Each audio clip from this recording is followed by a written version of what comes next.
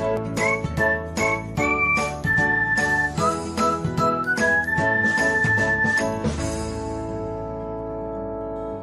everyone, welcome back to another episode of Technologyglance.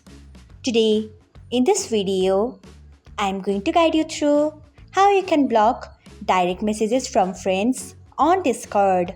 So, let's get started. Firstly, open Discord app in your device. Then tap on U icon. Next, tap on Settings. Then tap on Privacy and Safety.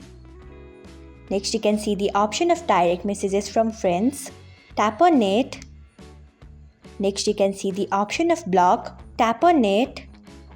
So, this is how you can block direct messages from friends on Discord. Thanks for watching. If you found this guide helpful, we would love it if you hit the thumbs up button below.